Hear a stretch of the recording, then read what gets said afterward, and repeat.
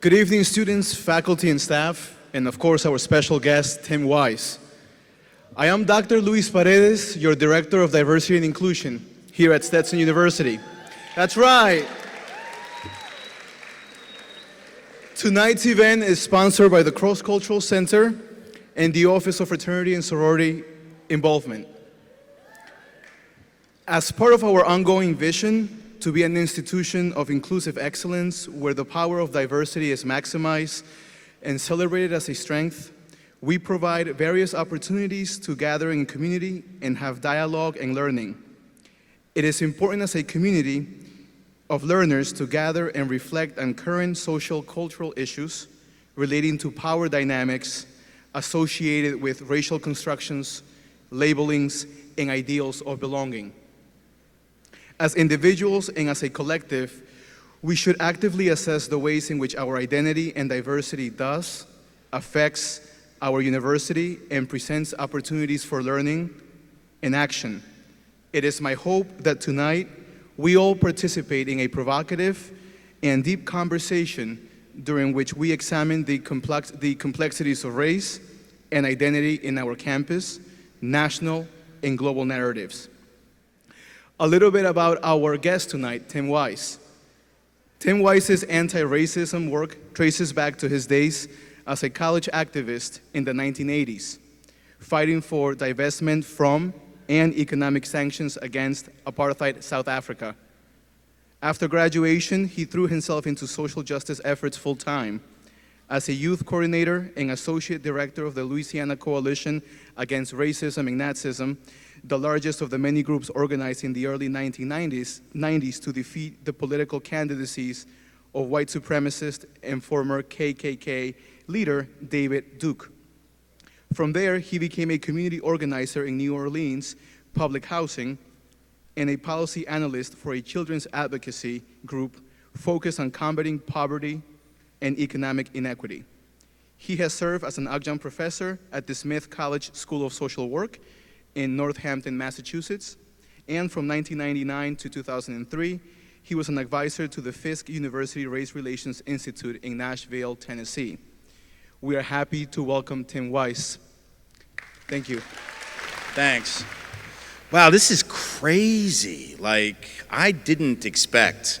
I was here 11 years ago, and I think we had 11 people, and they were only in the room because they had been forced as punishment to read my book, which is really awesome. When you write a book and they give it as punishment because somebody did some stupid racist shit.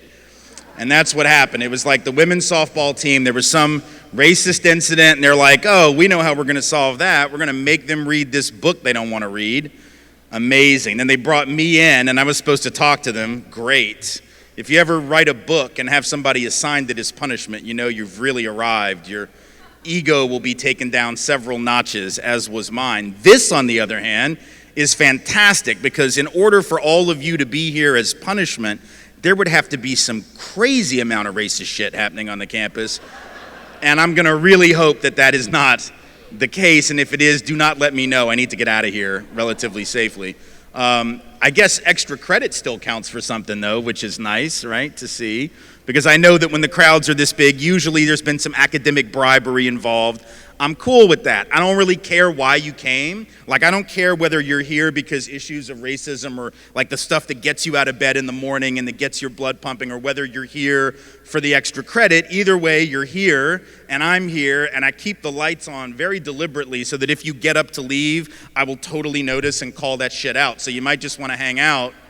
It's just an hour of your life. You ain't going to get it back again, but it won't be that painful, and it'll hopefully be informative. You're not under any obligation to agree with the things that I say. The only thing you have to do is listen and then commit to thinking about some of the things that I say, and then having this conversation and continuing this dialogue with the folks on this campus who I have no doubt, both faculty, staff, administrators, and students, have been wanting and desiring this conversation and real traction around issues of racial equity for a long time. And those folks are disproportionately people of color to whom we need to learn to listen, and whose lead we need, those of us called white, to follow when it comes to creating racial equity. So on the one hand, I'm very glad to be here as, a aspiring white ally to talk about these issues, but the real work and the real leaders on this subject, whether we're talking about at this or any other campus, or those folks of color who live with issues of race and racism every day,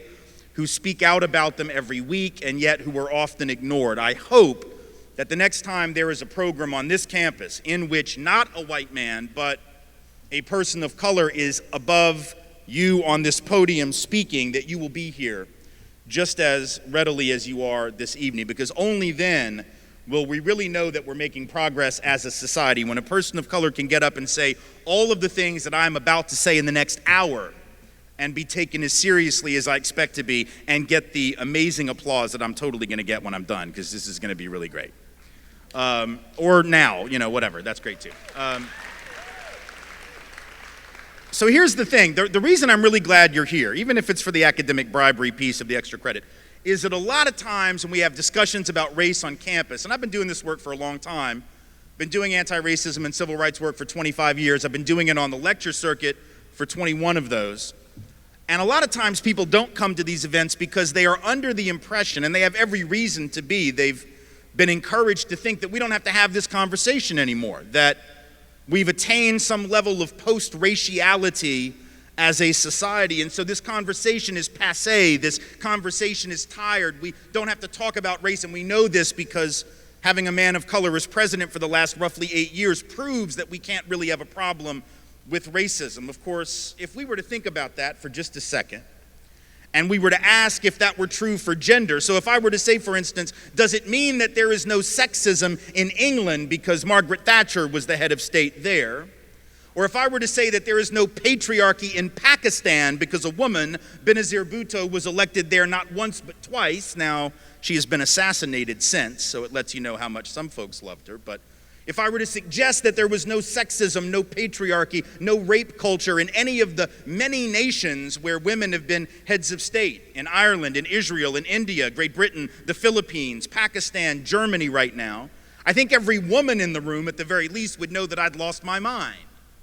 I don't think there are any women in this room who plan on packing your bags and moving to Karachi tomorrow just because Benazir Bhutto was the head of state, because we understand that just because a woman can attain the pinnacle of political leadership doesn't mean that millions of other women do not face sexism. Individual accomplishment doesn't tell us anything in and of itself about systemic, structural, institutional, society-wide truth, but when it comes to race, we apparently believe it does in this country. So the presence of a man of color in the head of political leadership, we are to believe, and we are told, means that we don't have to have this conversation. Or we're told that it's not that we don't have to have it, it's just that having it makes things worse. You'll hear that. People will say, if you would just not talk about racism, racism would go away. It's people like you, meaning people like me, who keep racism alive by insisting on discussing it. Yes, of course, because we all know that social problems are the result of conversations about social problems.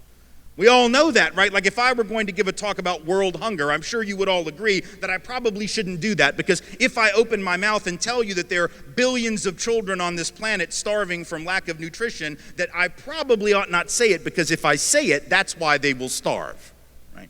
And if I would just be quiet, if I would just be silent, that somehow food would miraculously appear on their plates. To blame the conversation for the problem is like blaming your speedometer for your speeding ticket, right?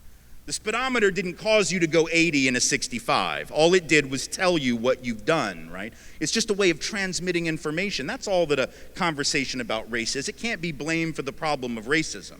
There wouldn't be a need for the conversation were the problem of racism not in existence. The same is true with any other social problem. So we have to move past this idea that the more we talk about it, the worse it gets, because there's no other problem about which we would say that with a straight face. Now, having said that, I don't want to suggest that any conversation will do. Just because we have to have a discussion about these issues doesn't mean that it's irrelevant how we talk about it. There are better and worse ways of addressing the issue of race and racism. And I want to suggest to you that by and large, our problem stems, I think, from three large issues or barriers to effective dialogue, things that keep us from having the kind of discussion that we really need to have. Maybe four if I have time, but three for sure. The first is that, for the most part, we steadfastly refuse to accept that we ourselves harbor racial bias. In other words, we take this view that we have attained this pinnacle of colorblindness, that we do not see or think about race, that yes, there may be other people out there who are racist, but not me. My Uncle Jim, he's an asshole, but not me, you see. I don't have any of that bias. I have black friends. I dated an Asian woman once. I have a dream catcher in my rear view mirror, and now I have come to the conclusion that my great-great-grandmother was a Cherokee princess. I can't possibly have any racism in me. That's somebody else's problem, not mine. So our inability to see ourselves as racially biased makes it very difficult to have an honest conversation, because we spend so much time trying to divide ourselves into the good people who are not racist and the bad people who are racist that we miss the fact that we're all being programmed and conditioned in racist ways every day. So I'll have more to say about that in a second. But the second problem that keeps us from having real dialogue and making progress and taking action after the dialogue is that even when we are willing to acknowledge personal bias, we don't see the systemic problem. So we might be willing to attack the individual racist who does something on a college campus. We might be willing, for instance, to punish the women on the softball team here at Stetson in 2005 who did whatever it was they did. I've forgotten now what had happened, but we can punish them, we can make them read my book, we could theoretically kick them off campus, we could do whatever, right? But that doesn't necessarily get at the systemic and the institutional, the structural problem. So I want us to talk about the difference, right, between the individual and personal on the one hand and the structural and the institutional on the other. So we'll talk more about that. The third thing, and this is big, and I'll spend the bulk of my time on this, is that we refuse to acknowledge the way that history affects where we are today. The way that the past affects the present. We have this incredibly ahistorical view, right? That the past is the past and it doesn't matter. The present is now, the future is then. It's a very linear thing, right? What happens in one generation apparently doesn't affect the next in our mind, and we don't want to talk about the history of racism in our country, even though, unless you understand that history, you cannot understand anything that you see today with regard to racial disparities in this country. It is impossible to understand everything from where people live and where they don't unless you understand that history. It is impossible to understand disparities in wealth or income or educational outcomes unless you understand that history. It is absolutely impossible to understand why police are 21 times more likely to kill young black men than young white men, 2 to 3 times more likely to do so even when those men are unarmed, unless you understand the history of law enforcement, policing, and how we got to this space. It is impossible to understand the current drama concerning the issue of immigration unless you understand our history, and particularly how we have misremembered it. It isn't just a matter of how the past affects the present, it's how we remember the past or misremember it also affects the present. And I'll have a lot to say about that. And if I have time, there will be one more, but I won't tell you what it is yet because I may not have time, and we may just have to save that for a different day. So let's talk about these one at a time. First, the individual piece, right? This idea that, yes, there's racism, but not me. I, as the saying goes, don't have a racist bone in my bodies. I have all those black friends. This is something that African American folk are intimately familiar with, this line that we as white folks use. Oh, I've got black friends, so I can't possibly be racist. First of all, usually, let's just be honest, when we say we have black friends, we are usually lying. I'm just wanting to be honest and truthful here. I'm not saying that sometimes we're not telling the truth, but most of the time we're not. How do I know that? Very simple, because a few years ago there was a survey that was taken where they found that 75% of white Americans, which that year was 142 million white people, said that we had many black friends. Now I want you to think about that. When you say many, you just told me what you meant. See, I know what many means. If you wanted to tell me that you had one black friend, which I might have believed, you would have said a, not many. If you wanted to tell me that you had 2 black friends, which, all right, maybe, you would have said a couple, not many. If you wanted to tell me you had 3 black friends, which now I'm really starting to think you might be lying, you would have said a few. So when you say you have many, you just said you had 4 or more black friends each. Keep in mind the numbers, 142 million white people who said that they had 4 or more black friends each, and there were only 35 million black people to go around that year. Half of whom said they didn't even have one white friend. So actually, there weren't even 35 million black folk for us to hang out with and play with and party with. It was like 17.5 million black people to go around for 142 million white people. I wasn't good at math, but I'm seeing a problem between the numerator and the denominator, as the saying goes, right? I'm not saying that we might not be friendly with people of color, but there's a difference between being friendly, talking to folks in the res hall, talking to folks when you see them on campus or around the water cooler at work, and actually being friends. But more importantly, even if every one of us was telling the truth, it wouldn't matter, would it? What does having friends of color have to do with whether or not you might be racially biased? See, we act like somehow that's a get out of jail free card, that we can't be racist if we have black friends. Think about the logic of that. If that were true, then heterosexual straight men could never be sexist, because our ultimate defense would be what? I love women. I date women. I married me a woman. I can't be sexist. I sleep with women. How can I be sexist? The only sexist men are gay men by that logic, which makes no damn sense at all. Right? And we would recognize the idea that the women in this room think that they're like no sexist heterosexual men. I doubt that any of you would nod in agreement with that, but that's sort of the logical analogy from some of my best friends are black or Latino, or I dated an Asian woman or whatever. None of that matters, right? It sort of misses the point that one can have personal bias even if one has personal closeness to people from a different group, because what you can do is carve out an exception for those handful that you like and still hold on to biases about the larger group. There was actually a survey that was done right before the 2008 presidential election where it was found that something like 40% of white Democrats, right, when they were polled, said, yeah, they were going to vote for President Obama. There were 40% who said yes, they were going to vote for him, but that they still held on to very serious racial stereotypes about the larger black community.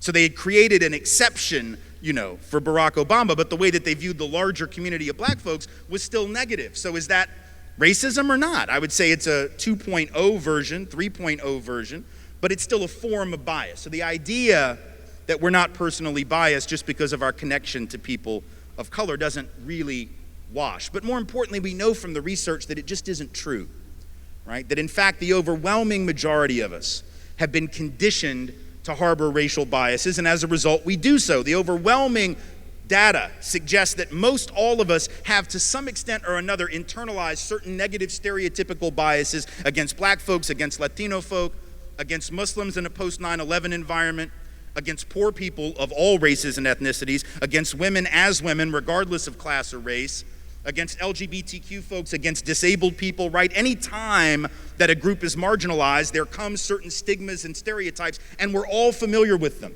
And not only are we familiar with them, the research says overwhelmingly we actually have internalized them. In fact, the research says that about 45% of black folks, nearly half, have actually internalized negative biases against other black folks. So it isn't just white folks who get conditioned. Even the one who's the target of the stereotype is vulnerable to internalizing it. So there was this study a few years back, just to give you an example of what I mean, where they took these nice white liberal people who didn't have any overt racism so far as anybody could tell, and they hooked them up in a lab setting to these brain scan monitoring machines, right? So they put the electrodes on the head and they're monitoring the brain scan images, right? And they start to flash images on a computer screen in front of the subjects who are taking this test. Keep in mind, none of these people are overt racists. None of them are Klansmen. They're not white supremacists or skinheads, right? They're sitting in front of a screen and they're being shown images. And the images are being flashed so quickly that their brain can't even consciously know what it saw, right? So it's like 85 milliseconds or something.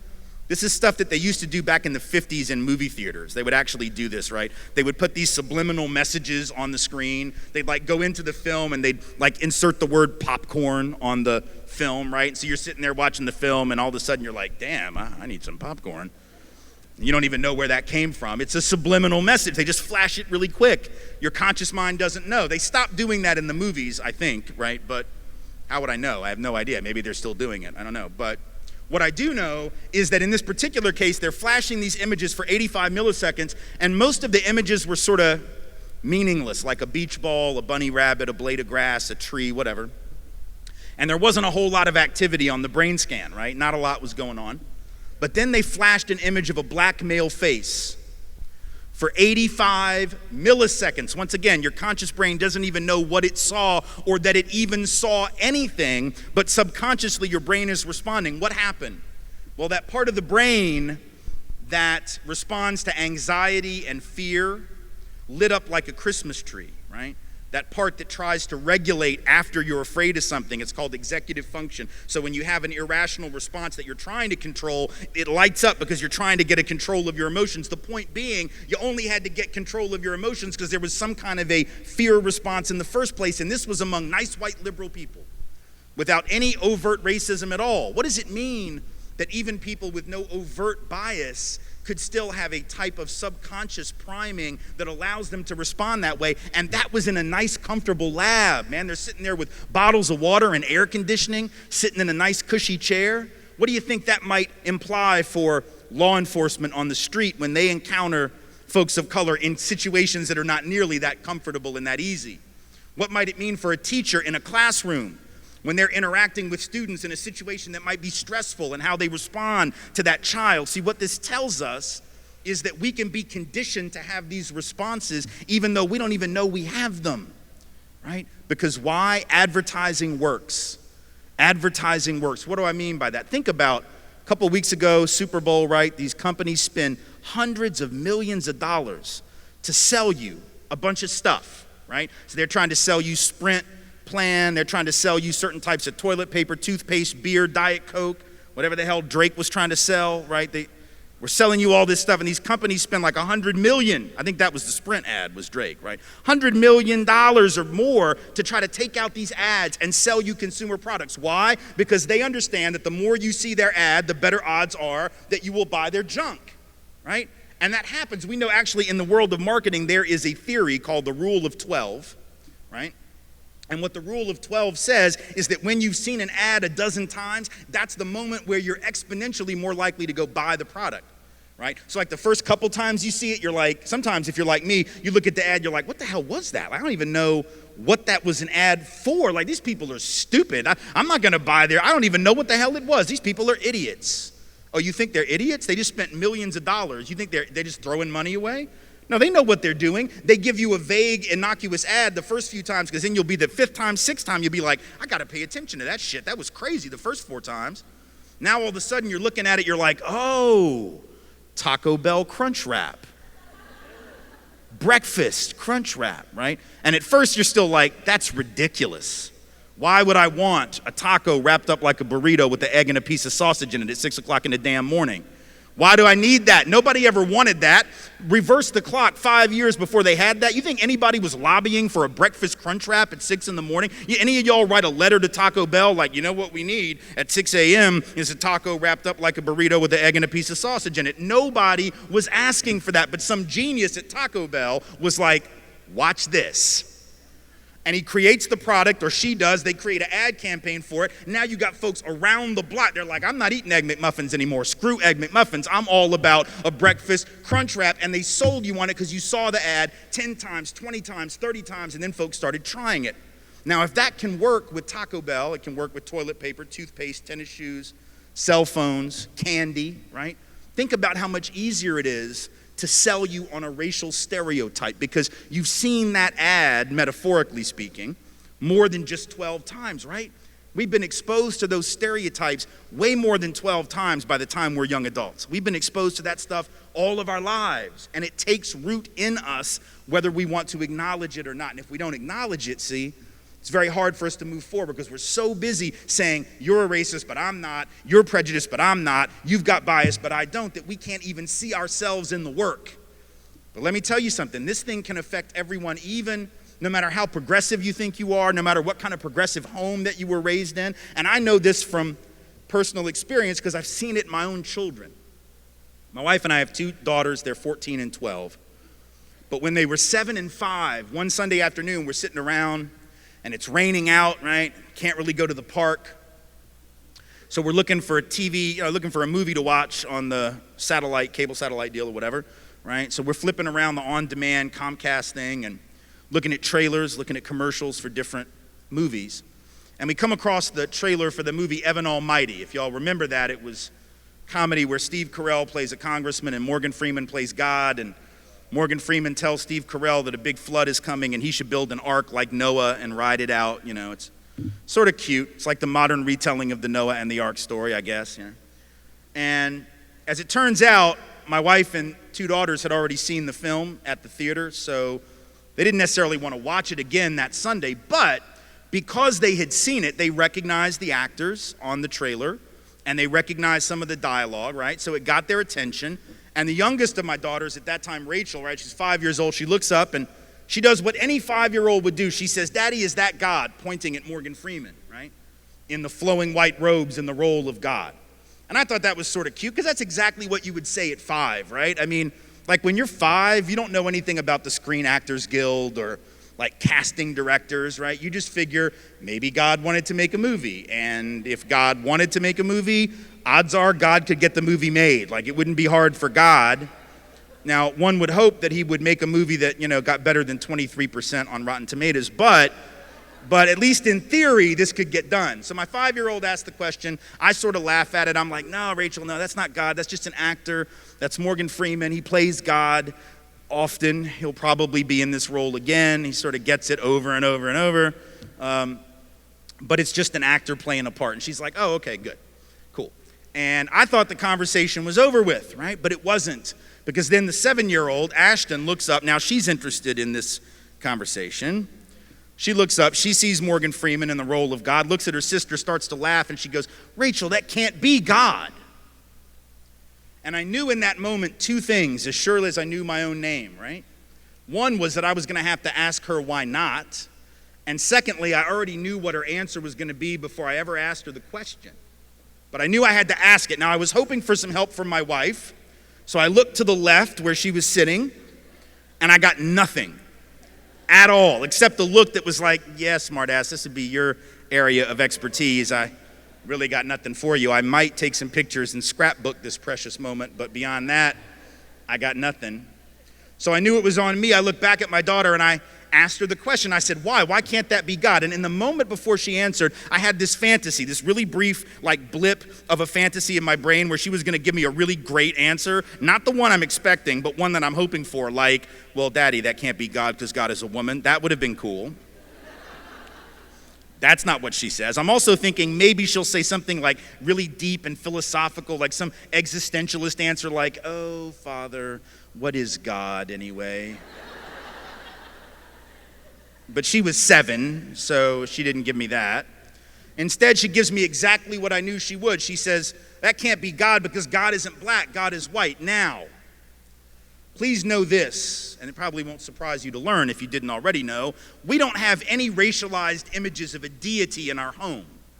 We don't have any images of a deity at all in our home, but certainly no racialized images of a God, right? We never allowed those awful, one might say god-awful if one was intended to giving puns, and right, those god-awful children's Bible books that permeate the South. If you're from the South like I am, they have them in every damn pediatrician's office, right? The blue books, the Bible series, because, you know, that's what you need when you get your booster shot is a little God talk. That's really important, you know. So they have these god-awful blue children's Bible stories, the ones that make Adam and Eve look like they were in the Garden of Sweden, right? Right? Adam looks like Justin Bieber. I mean, like old school with the bob Justin Bieber, not like ripped and tattooed Justin Bieber. I mean, like old school Justin Bieber. It's absurd, right? The idea that the first human beings look like that, right? Obviously absurd. There's God, right, in the clouds, Santa in the sky, white dude. All the biblical characters in the Bible, children's books, white people, even though they were in a part of the world where there are no white people, right? So even though we don't have that in our home, my child has nonetheless already at the age of 7 somehow internalized the idea that the creation source of the universe, whether taken in religious terms or humanistic and more naturalistic terms, is somehow closer to her than to Morgan Freeman. And if my daughter has internalized that, what do you think black and brown children internalize when they see the same imagery? And they see those images. They see them in the stained glass of our churches. You see them in the Christmas cards that get sent around every holiday season where baby Jesus is in the manger in what apparently is Bethlehem, Pennsylvania, rather than the other Bethlehem. Right? Lily white Jesus, which makes no sense anthropologically, biologically, historically, makes no sense at all.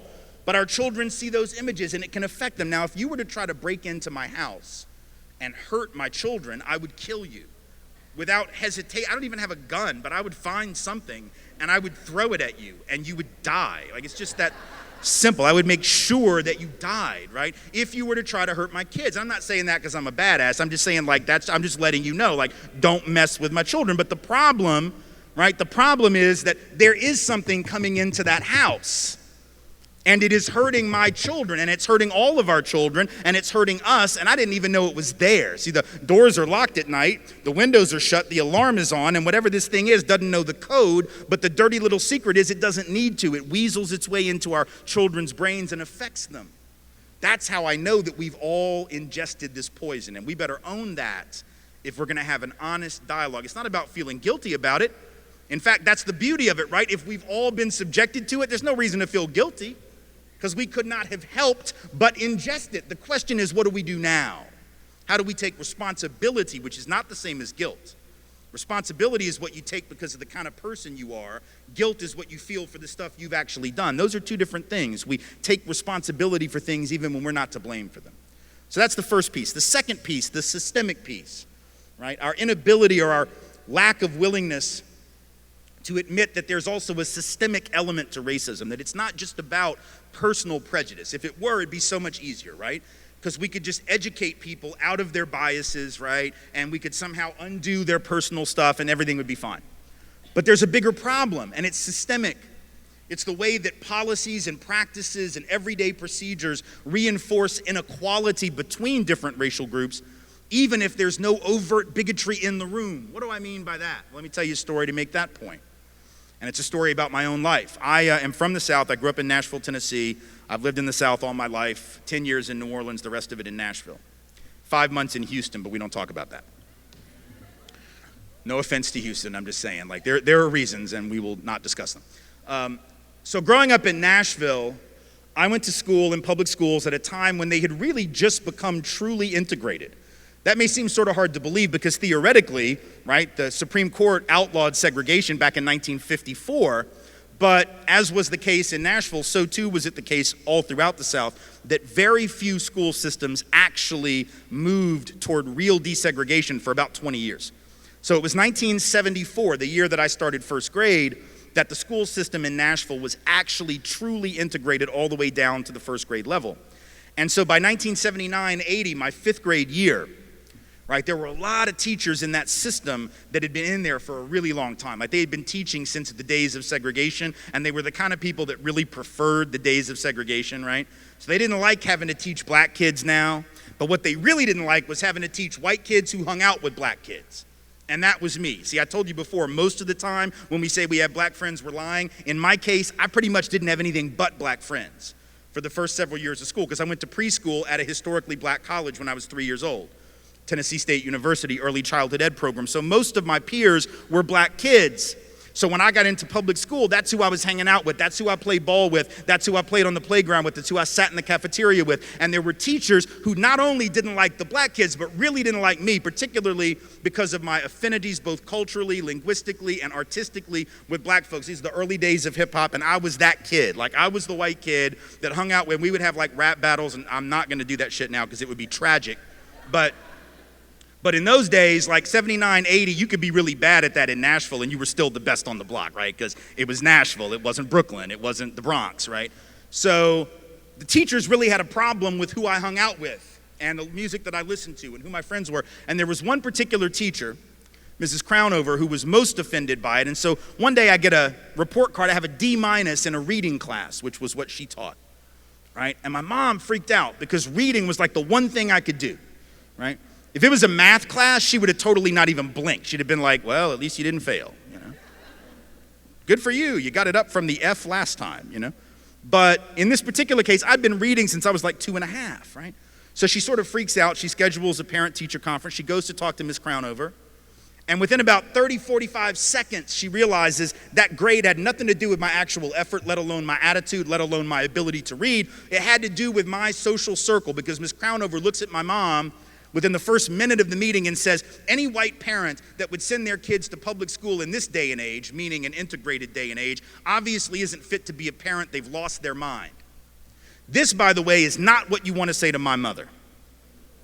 So within a day or two, she organized with some other parents, and within 2 or 3 or 4 days, she had very directly and unceremoniously made sure that Mrs. Crownover was relieved of her income and her professional duties from there on out. She was forced into early retirement, as she should have been. So good for my mom. On the one hand, that's great. We got rid of the bigot. But remember, I told you it wasn't about individual bigots. It was about systems. And so here's the problem. Even as my mother took action, as she should have, to remove this racist from the classroom where she had no business teaching, right? But the problem was that after Miss Crownover was gone, I went back into a school system that every day, in a very subtle but pernicious way, was sending the same kind of message that Mrs. Crownover was trying to send, which is white students are better, black students are lesser, and they shouldn't be together. How was the system sending that message? Very easy. By putting almost all the white kids in the honors and the advanced level classes, no matter what kind of students we were. I was a lousy student. I wasn't a good student till like last week. I literally got my shit together like Tuesday of last week, right? I wasn't a good student, but I was always in the honors track. And the black kids, no matter how bright they were almost always in the standard or the remedial level track and never moved up no matter how well they did. So the system was sending a message by dividing us and saying that it was division based on ability, but it wasn't. They were sending the message that Crownover was sending. They didn't even need her there to send it, you see. And my mother never saw that. And I never saw that. It went right over our heads. And that's not just a 1979 story. That continues to happen today. Right now in this country, students of color are half as likely to be placed in advanced placement and honors classes compared to white students. Students of color are half as likely to be taught by the most experienced teachers. White students twice as likely to have the most experienced teachers. Right? Black and Latino students 2, 3, even 4 times more likely to be suspended or expelled, even though they do not break the rules more often than white students. That's the belief, but it's not true. There have been 14 different studies. They all find the same thing, that the rates of serious school rule infractions are virtually identical across racial lines. People bringing drugs to campus, equally across racial lines. People bringing weapons to campus, actually white men more likely to bring guns and knives to campus in K-12 schools than black men or Latino men. Contrary to popular belief, but that's what the Centers for Disease Control research says. But who is it that's getting caught? It's black kids and Latino kids. They're the ones getting searched. They're the ones getting detected. They're the ones getting suspended and often prosecuted. Whereas white students are doing the same thing, doing drugs just as much, bringing weapons just as often, if not more so, and escaping notice. So that's still happening. That's a system, and it doesn't require one overt racist in the classroom for that to continue, right? So that becomes a problem. We have to do more than just look at the individual. We have to look at the way that structures operate, sometimes without us even realizing it's happening. Because if we don't do that, we can get rid of every individual bigoted cop or every individual bigoted teacher or any individual bigoted employer. We can sue them, I guess, in court, and maybe people can even win those lawsuits, but what does that really change unless we take aim at those institutional policies that keep recreating inequality? The third piece, our unwillingness to see how history affects the present, how the past and the present mix. We really don't like this. We really don't want to talk about this. And when I say we, I mean those of us called white especially. There are people of color who don't necessarily always want to engage it either, but especially those of us called white. We'll say things like this when people of color bring up racism. We'll say, well, why can't you just get over it? You know, all of that slavery stuff was a long time ago. In fact, Louis C.K. has this really funny bit, right, where he jokes about how white people have just moved the date of slavery further and further and further back. Like it used to be, slavery was 100 years ago, because it was. And then it was, slavery was 125 years ago, because it was. And now it should be, slavery was 150 years ago, but we'll actually say things like, that was hundreds and hundreds, that was like 1,000 years ago, where we've not had slavery for 500 years. When in fact it's very much within the lifetime of people in this room's great-great-grandparents, even sometimes great-grandparents. And in fact, de facto slavery extended well past the Emancipation Proclamation. There were people of color being sent back into virtual enslavement all throughout the first 30 years of the 20th century, being made to work in the mines in places like Birmingham, coal mines there and elsewhere, going back to the very plantations from which their grandparents and great-grandparents had been emancipated as sharecroppers, as tenant labor, tenant farmers, right? So in fact, slavery isn't that long ago. Segregation certainly isn't that long ago. But here's the point. We don't want to talk about it. And this is really funny that we want to tell black and brown folks to get over the past, because frankly, those of us who are white, we love the past. Absolutely flippin' love the past. How do I know that? Because some of us clearly want to go back to it. How do I know that? Because the Tea Party was a thing. And during that period when the Tea Party was a thing, you had a bunch of white folks go into rallies dressed in Revolutionary War costumes, carrying muskets and wearing powdered wigs. Okay, here's the thing. If you dress up in a Revolutionary War costume with a musket and a powdered wig, calling yourself the Tea Party, which I think is a really old-ass reference, you were in no position to lecture black people about getting over the past. That's all, right? Because by definition, you're still rocking like 1774. You got me? Right? But even now, right, we say things like, what is July 4th other than a reference to the past? Like, why do we still celebrate that? Independence Day, we broke away from the British a long ass time ago. That didn't happen last Friday. So why do we still set off fireworks every July 4th, right? I dare you to go up next Independence Day to like the most patriotic guy on the route, you know, with the red, white, and blue wardrobe, because that's an awesome wardrobe palette, and like a big I Heart the USA button on his hat, like flying a flag, blaring Lee Greenwood from the back of a pickup truck. I dare you to go up to that guy, tap him on the shoulder, and say, yeah, this is all really nice, this is great, but when are you going to get over it? Hope you have running shoes on, because he's going to chase you. Although he'll probably have had enough, slices of mom's apple pie that he won't be able to catch you. But my point being, we love the past as long as it makes us feel good about ourselves, right? When a current presidential candidate says he wants to make America great again, it's a reference to the past, right? It's a reference that says we want to go back to when things were great, but only great for certain people, because the time that's being remembered so fondly wasn't so great for everyone. Right? So we love the past as long as it venerates us. We just don't want to deal with the ugly, but that's not how history works.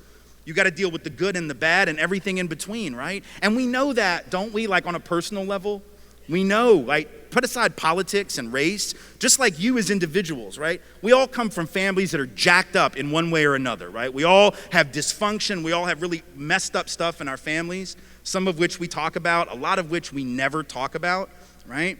And the fact is, if you ever want, just as an individual, to move past your past, you have to confront it.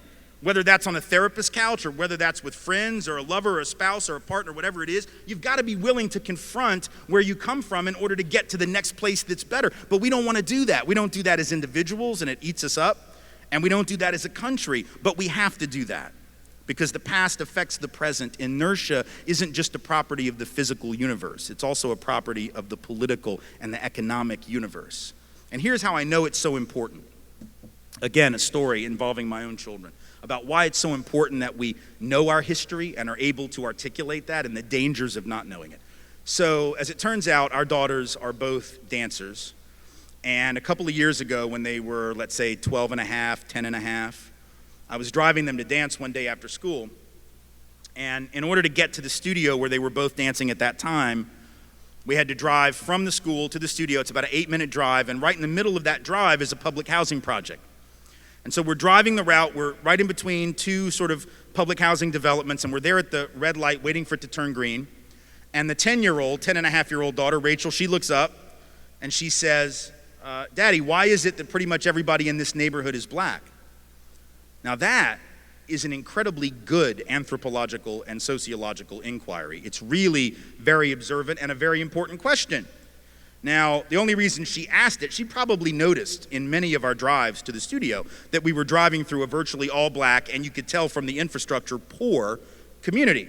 But that was the first day she asked about it. Not the first day she noticed it. I'm sure she'd noticed it. But that day she decided to inquire. And probably the only reason she even bothered was because she figured Daddy might know, because Daddy talks about this stuff, so I'll ask him. Like if I was an accountant, she totally wouldn't have asked me that. She'd have been like, how do I do my taxes? I'd have been like, Google it, I don't know, TurboTax, something electronic, right? But she figured I might know, so she asked the question, why is this neighborhood pretty much all black? And her sister, of course, because this is what siblings do, right? Older siblings try to show off for the younger sibling. And so the older sister immediately jumps in to impress daddy with the answer, which she somehow knew, or at least in part. She jumps in, she says, redlining, which oddly enough was true. And for those who don't know what redlining is, I'm about to explain, right? So it turns out that, in fact, in this country, the reason that people of color disproportionately live in lower income communities and urban areas is, in fact, because of this thing, among others, called redlining. And what that was that for generations, and it was perfectly legal to do this, by the way, up until 1968 when the Fair Housing Act passed. It went on for generations where you had banks that would take red markers on big maps in their offices, in the loan office of the bank, and they would draw lines around black neighborhoods, and occasionally Latino neighborhoods too, but especially black neighborhoods. And they would say anybody who lives within the boundaries of these lines cannot get a loan from the bank. You're not going to get a mortgage loan for a house. You're not going to get a business loan to start up your own business. Didn't matter what your credit record was, by the way. Didn't matter if you had a good job. Didn't matter what your occupational status or your education was. Simply living in that community meant you were not going to get a loan. So when my daughter says redlining is in part implicated, it wasn't the full picture, but it was a big piece of it. The bigger picture being a history of discrimination, who could live where and who couldn't. And so I explained that to my daughter, the 10-year-old, of course. When her sister said redlining, she said, yeah, I don't know what that means. And I said, yeah, neither does your sister. She's just showing off. But I explained it, took about 3 minutes, real simple little 3-minute discussion. Wasn't a long conversation, right?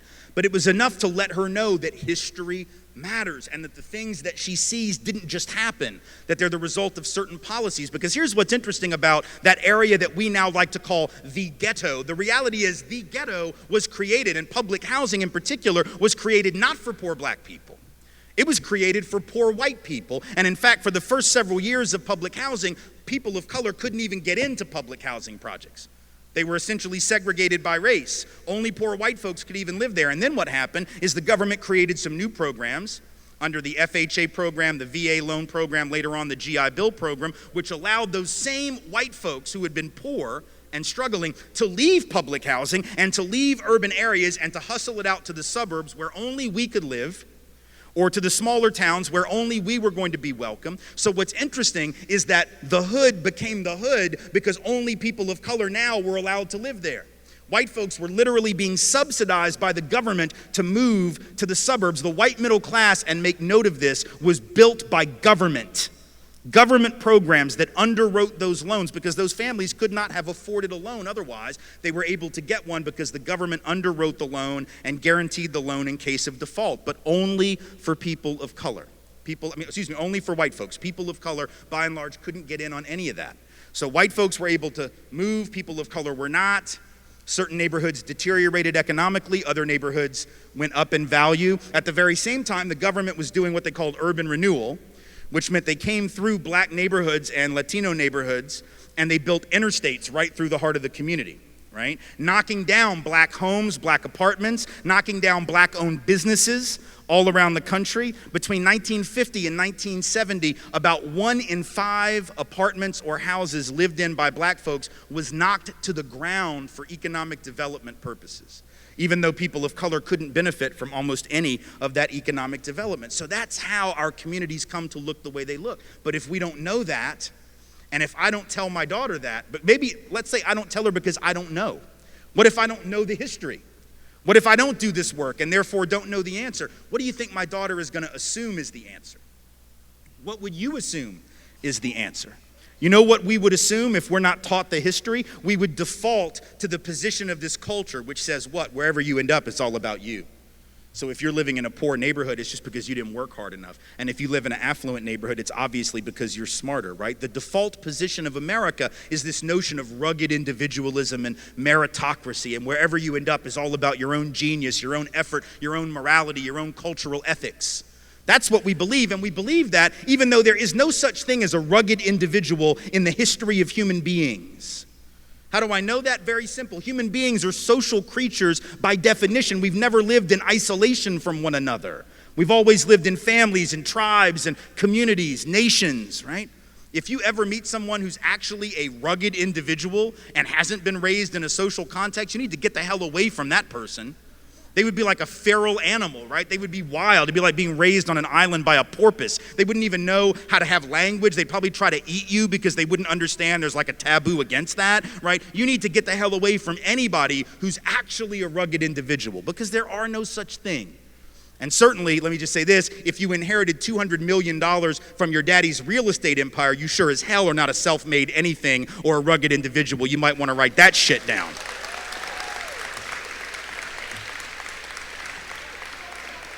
So there is no rugged individual anything. We're all social beings. Some have had opportunity, others have not. Unless we're honest about that, unless we're willing to have a conversation, we end up misleading ourselves and we can't understand what we're seeing. And then if we can't understand it, we're not going to fix it, right? We're not going to fix the disparity in housing if we don't understand where it came from. So if the data says, and it does, that white folks on average have 15 times the net worth of black folks, 13 times the net worth of Latino folk, right? We just assume, well, we must have worked harder. Is that right? That's interesting, because actually the black folks and brown folks have done some of the hardest work in this country ever since the country was founded. Were it not for the labor of African descended peoples, there would be no country at all. In fact, it was my family,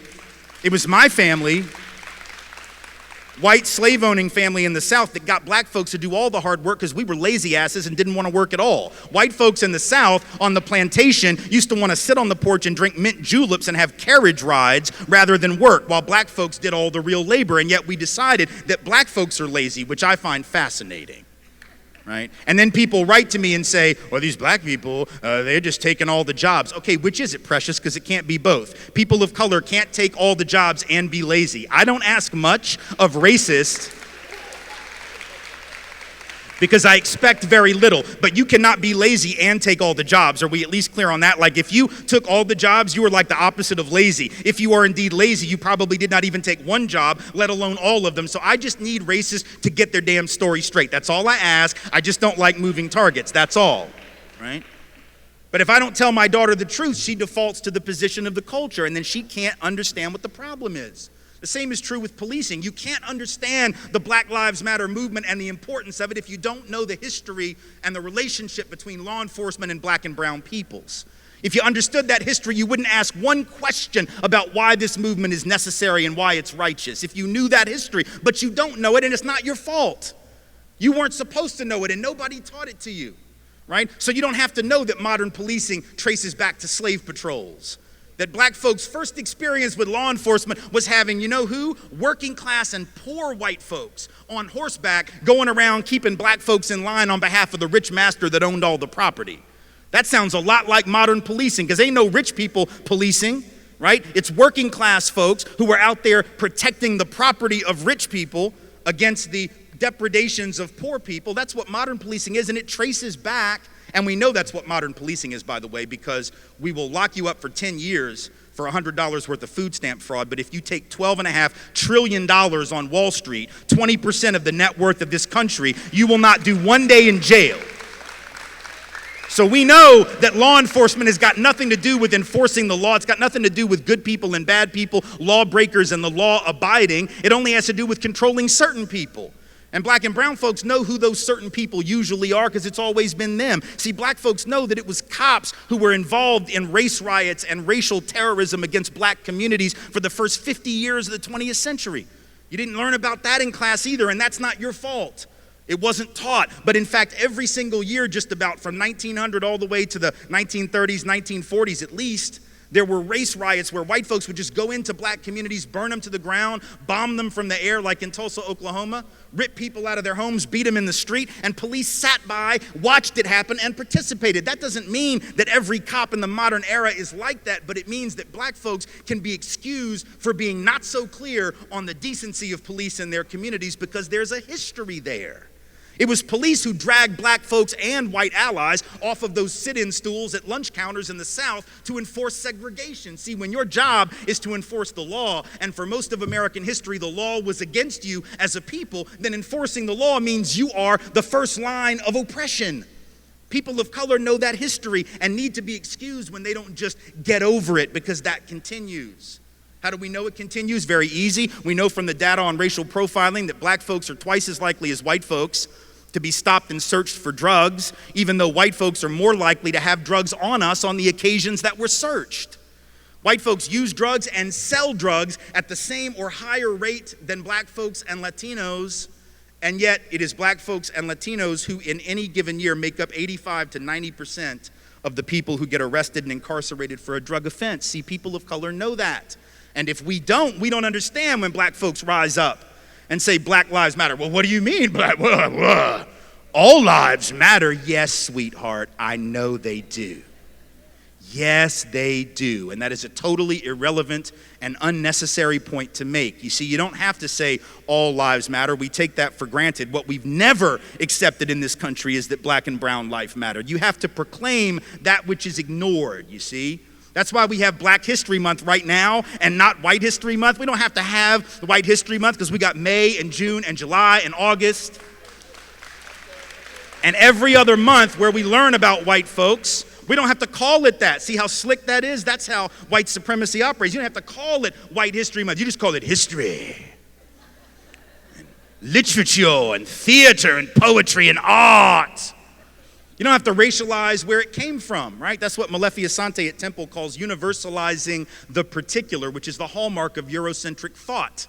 Right? Not everybody's experience is the same. And so when certain people have been left out of all, you have to call that out by name. Because see, we've always said all, then we didn't mean it. We said all men are created equal, and we didn't mean that shit.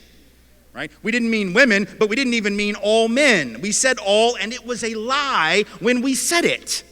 Right? And so in a sense, when you say Black Lives Matter, to respond with all lives matter would be like going in a time machine back to 1971. Y'all won't remember this, those who were students, those who were older will. Around 1970, 71, 72, the big phrase was black is beautiful, right? There was this desire to take back the beauty narrative from a beauty industry, fashion industry, glamour industry that had hijacked it and denigrated black physicality and beauty, right? So folks were saying black is beautiful to reclaim a sense of beauty for themselves. It'd be like getting in a time machine, going back to 1971, hearing somebody say black is beautiful and tapping them on the shoulder and going, but we're all beautiful in our own way. Yes, shut up, we know. Not the point. It'd be like going back to the early 80s when the HIV/AIDS crisis started. And it took several years for the president of the United States to even utter the word. Ronald Reagan didn't want to even utter the word, let alone cut loose with funding to deal with the problem until his buddy Rock Hudson died of it. And then all of a sudden, he was willing to talk about it a little bit, right? So for the first several years, what'd you have? You had activists out in the street. You had ACT UP, gay men's health crisis, out in the street demanding research and funding for HIV/AIDS, right? And what they were saying, in effect, was people with AIDS lives matter. That wasn't the actual phrase, and we didn't have hashtags, but that was essentially what they were saying, right? People with AIDS lives matter, and we need to pay attention because right now we're not paying attention to that. And we don't seem to believe it as a society, so we need to start believing it. It would be like getting in a time machine, going back to 1983, 82, in the middle of an ACT UP event or a gay men's health crisis event and shutting down the protest by saying, yeah, but what about pancreatic cancer? People die of all kinds of things, right? Sort of not the point. You have to proclaim that which is ignored. And if we know the history, we understand that, right? Because if we know the history, we know that it is indeed black life, and I would suggest brown life, life of color generally, indigenous life, that is usually denigrated, demeaned, ignored. On a sexual level, it's trans lives that are demeaned, ignored, right? It's women as women. So sometimes you got to proclaim that which is not in the obvious frame of reference. There's nothing pernicious about it. It's not about saying black lives are worth more than other lives. It's about, damn it, these lives actually do matter. And even though the history says they don't, we're here to tell you that they do. And there's nothing wrong about that at all. But if you don't know the history, it might seem untoward. And I get it. And again, it's not your fault that you don't know the history, but it is our responsibility to learn it and then apply it to what we see. Same is true with immigration. This immigration drama that we have right now is only possible because we don't understand our own history. As a country, and particularly those of us of European descent, we have lied to ourselves about how we got here and for what reason. See, black folks know why they're here. Native peoples know why they're here and how they got here. A lot of Asian folk know, particularly if they're Chinese American, they know they got here because their ancestors were brought over to work on the railroads by the railroad barons who didn't care if thousands of them died laying track 19, 20 hours a day.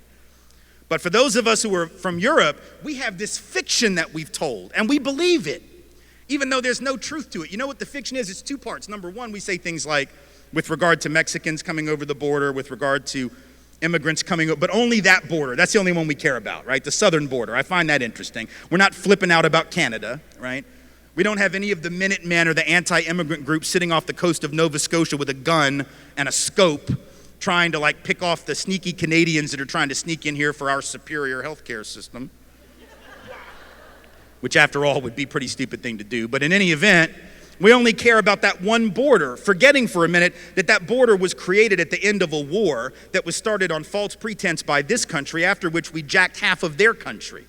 And you weren't taught that in school either, because our history books aren't interested in telling the truth. They tell this very patriotic history that has no relationship to the fact. So that border is artificial. Mexican folk who are coming here, documented or not, let's be clear, are coming home. Their families were here before our families were here in almost every instance. But we forget that, and then we say things like, well, I don't mind them coming. I just want them to come legally like my people did. The hell does that even mean? Come legally? There was no law to break when our people came. The fact that we didn't break a law that didn't even exist, you don't get cookies for that. You don't get like a pat on the back and a gold star because your great whatever was law-abiding when there was no law that he could have violated, even if he wanted to. But we've told this lie that we came for these upstanding principles. So we'll say things like, well, you know, our people came for liberty and freedom, democracy. These people are just coming for stuff. They're just coming for jobs. They're just coming for health care. They're just coming for stuff. We came for high-minded principle, right? Because we believe that. What kind of third-grade version of American history is that, right? Like when Donald Trump says, well, Mexico's not sending their best. What the hell, you think Europe sent their best? Europe, no, our people were the losers of Europe. I'm not trying to be an asshole, I'm just telling you the truth. Like, our people were the losers of Europe. The winners didn't get on the boat. You understand what I'm saying? The winners didn't leave. Why the hell would you leave if you were winning? Only the losers left because they had no choice. They were dying, they were starving, they couldn't support their families. A lot of them were convicts who were sold into indentured servitude to work for rich European people. They were barely above the level of a slave themselves. The idea that we had we didn't believe in liberty and freedom. And we know that because once we got to the colonies, we set up the opposite of liberty and freedom. And I don't just mean that for like black folks and native folks. I mean even for other white folks. Like we spent most of the time in the early colonies trying to figure out who the witch was, right? It was like, well, you're not a Christian. Well, no, you're not a Christian. Well, no, you're not a Christian. I'm going to hang you from a tree. Really? Well, I'm going to drown you in the stream. Well, I'm going to set you on fire. Like, that wasn't liberty. The colonies were some of the least free places in the history of the cosmos. But we act like we came for liberty, and they're just here to take advantage. Let's be clear. Our people didn't come for liberty. They came for stuff. They came for stuff like land. They came for stuff like opportunity. They came for stuff like the ability to feed their families, and there's no shame in that. None at all. But just like there's no shame in our families having done that, there's no shame in brown families doing that and coming over that border from Mexico, Central America, or wherever else they might be coming. There's no shame in any event, but we've told a lie. It's like we have this image in our head that sometime in like 1650, this was a common scene in England. All the nice white noblemen got together, and one of them gathered his children around the fireplace in the middle of the 1600s and said, well, now, children, I think you'll agree with me that we're doing quite brilliant here, and we have this big mansion, and we have all this gold, and you remember last week when the king invited us to the palace, and you played out in the garden with his children. I know, it was brilliant, right? It was great, it was great, it was great. I bet it was lots of fun, but Daddy thinks that we need to stop all that nonsense and maybe strike out on an adventure, so here's my plan. Even though we're doing so well, even though we pretty much run the show here in England, I think that what we should do this summer, follow me, stick with me, I know it's going to be a stretch, but I promise it's going to be great, is we should get on a big boat. A rickety old ship. I don't even know if it's seaworthy, children. It might sink. We might be eaten by sharks. We might get hijacked by pirates. We might get scurvy and die a horrible death. However, I think you will agree it will be an adventure, a great one indeed. That did not happen. Noblemen didn't leave. Those who were doing well did not leave. Only the losers got on the boat. People say things like, well, my family came over on the Mayflower. Okay, sweetheart, you might not want to talk about that. If you actually knew who was on those early ships, I'm not sure who was, but I know who wasn't. The king. The king was not on that ship. Nobody the king really wanted to keep around was on that ship. right? So our inability to see this, though, understand the importance historically. If we don't understand that we came for the same reasons that folks come today, be they documented or not, then we can't see them in us, and we can't see us in them. And that's why we have this drama, because we're spending all this time pretending that our motivations and our even human decency and ethics are different when they're not, you see.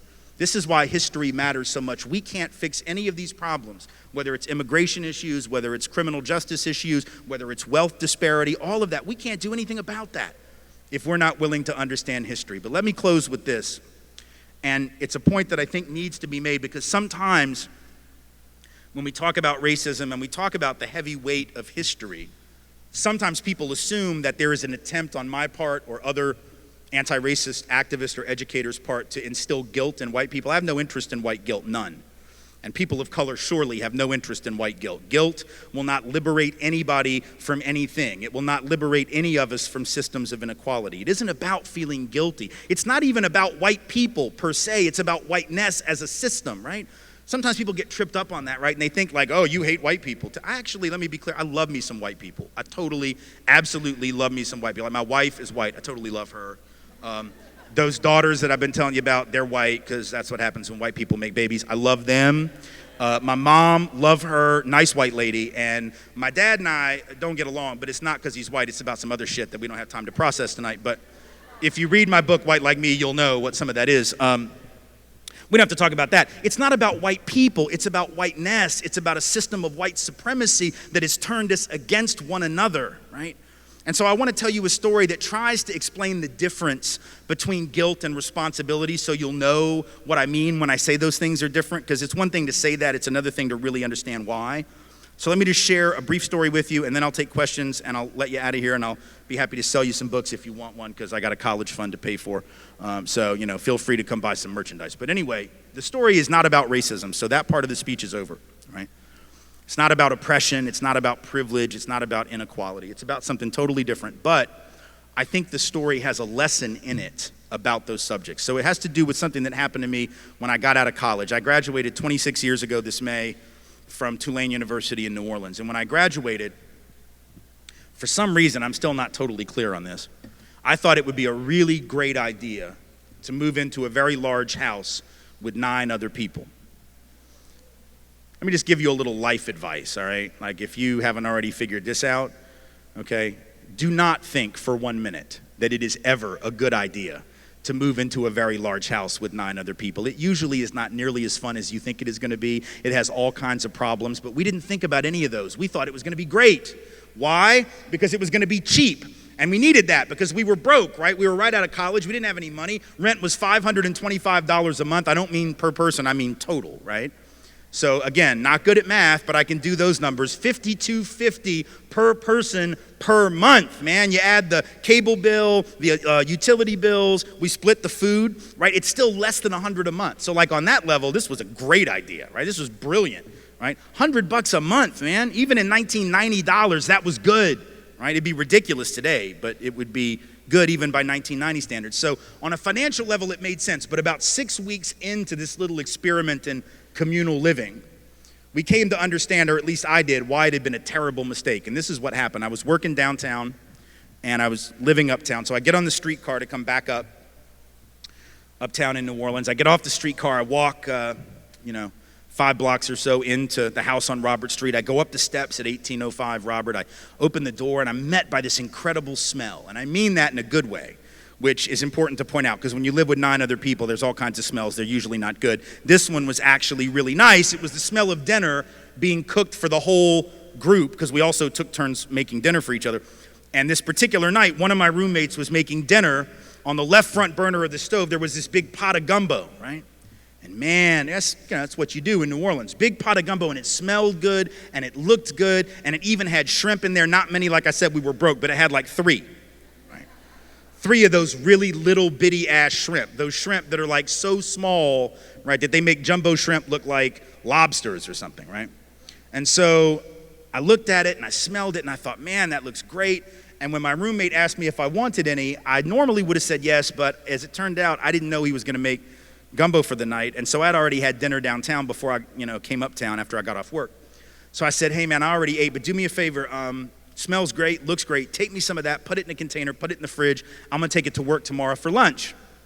And he said, okay, great. And so he does that, and then I go upstairs and, listen to music, watch TV, hung out with some friends or whatever, and did whatever we did for fun in 1990. There wasn't much. Like social networking in 1990 was pretty much you just walk down the hall to your roommate's room and you're like, hey, what you doing? And they were like, nothing, it's 1990, there's nothing to do, go back to sleep. Get with us in like 15 years and there'll be something maybe, or 20 years, right? So we all sort of go to bed early. I went to bed sort of early, woke up the next morning at like 7:30, came downstairs to get some coffee, get ready to go to work, and I noticed that on the left front burner of our stove was still the same pot of gumbo. And man, it did not smell as good or look as good as it had the night before. And my roommate had neither saved any of it for me, nor had he cleaned it. So I was pissed on two levels, right? Now the food had gone to waste. I definitely wasn't going to eat it now. But he also left the mess for me or, maybe one of the other roommates to clean. So I sat there and I thought about what I wanted to do. Part of me wanted to wake him up, right? Get him to clean it, give him hell for it. But then I thought, no, I'm going to be nice. I'm just going to clean it. I'll take it up with him when I get home. So I took the pot of gumbo and I brought it over to the sink and I got the brush and the soap and I started running the water into the pot of nasty day-old gumbo, and I stopped myself halfway through. And I said, man, I don't have to clean this. This isn't my mess. I didn't even eat any of this, let alone did I make it. So now I'm feeling really self-righteous because I'm talking myself out of doing the hard work, right? So now I feel real smart. So I take the pot of gumbo and I put it right back where I found it on the left front burner, right? And I walk out the door, head held high, knowing that I had not been suckered into cleaning somebody else's mess, right? So then I come back that night at about 6:15, 6:30, and I see one of my other roommates making dinner on the right front burner of the stove.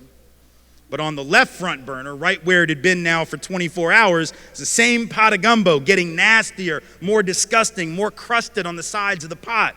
I looked at my roommate, I'm like, man, what are you doing? Like, I know you can smell dinner from last night. How the hell can you make dinner for us now on the right front burner when it's right under your nose? Why don't you clean that?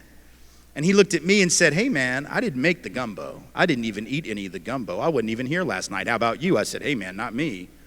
Now we both felt self-righteous and we knew what it meant. He looked at me and said, so, you want some lentils and rice? And I said, absolutely. So I piled up my plate with lentils and rice. I ate my dinner. I wiped off the dish in the sink, cleaned it, dried it, put it in the dish rack, went upstairs, hung out with the roommates, did whatever we do for fun in 1990. Once again, went to bed sort of early. Woke up the next morning. I'd forgotten to set an alarm. Wake up about 7. But here's a tip. If you're living in a house where a pot of gumbo has been sitting on the left front burner of the stove for what is now 36 and a half hours, you are not going to need an alarm clock to wake your ass up. You are going to be awake, right? Because the smell is going to find you. It is going to crawl out of the pot of gumbo on the legs that it grew overnight. And I'm not speaking in metaphor, English majors. I mean that shit literally. Like the stink is going to grow feet and legs, and it is going to crawl out of the pot, across the kitchen, across the living room, up the stairs, down the back hall, go under your door frame, and it is going to find with the precision of a laser that thing on the front of your face you call the nose, and you will be awake. And now I was pissed because I knew what the smell meant, right? I knew what was waiting for me on the left front burner, having not been cleaned by anybody, least of all the guy that made the gumbo. So I opened my door real loud. I start stomping down the hall, hoping to wake people up, hoping to let them know just how displeased I am. Live with 9 other people, cannot find one of them. And the guy that made the gumbo's like, where's Waldo? Nobody knows where in the hell he went. He just made the gumbo like a practical joke and disappeared, right? Just wanted to see how long it would take for somebody else to clean up his mess, I guess. And I get down to the bottom of the stairs. I look across the living room into the kitchen. I see the pot of gumbo, and I'm pretty confident the gumbo saw me, right? With the eyes that it had also grown. It was evolving right there in our kitchen very rapidly, yes? And it was at that moment, not one moment earlier, but definitely not a moment later, that I came to understand maybe the most important lesson I'd ever learned about any subject. And what was it?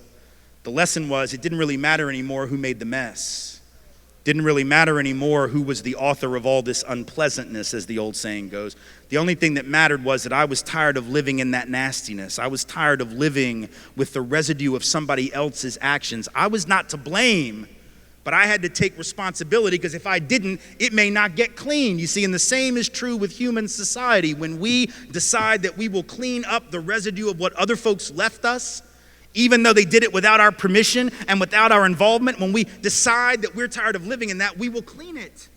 Not because we are to blame, not because we are guilty, but because we're the only damn ones left. Thank you all so much for being here. I appreciate your time.